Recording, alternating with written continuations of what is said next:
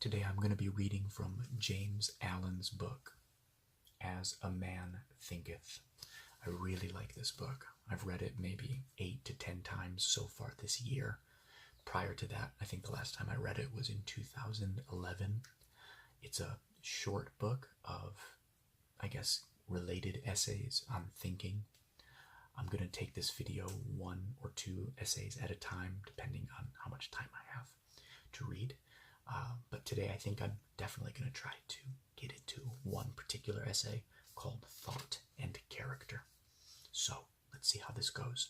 If you like this video and you want to see more of these, please subscribe, like, comment, anything that happens on YouTube.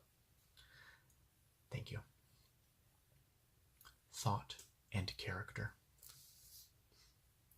The aphorism, "As a man thinketh in his heart, so is he," not only embraces the whole of a man's being, but is so comprehensive as to reach out to every condition and circumstance of his life.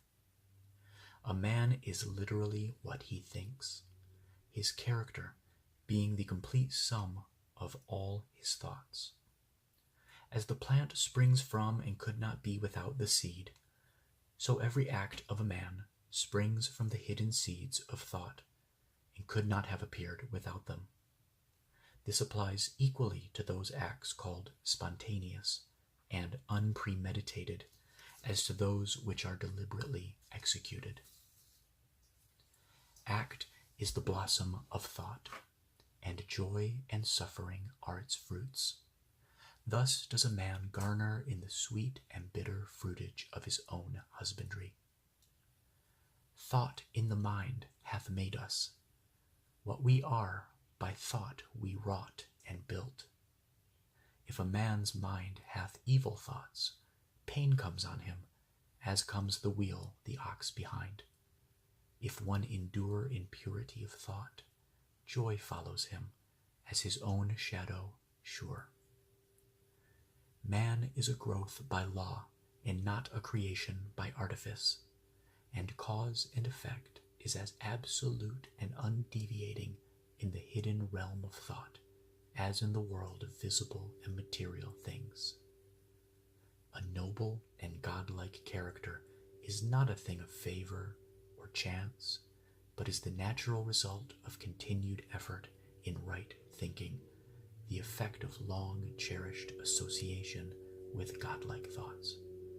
An ignoble and bestial character, by the same process, is the result of the continued harboring of groveling thoughts.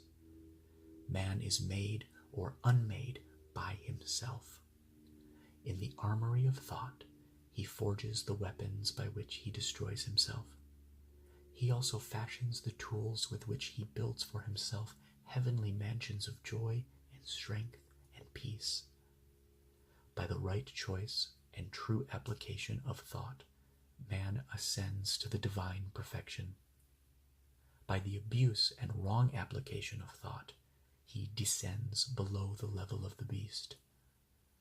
Between these two extremes are all the grades of character, and man is their maker and master.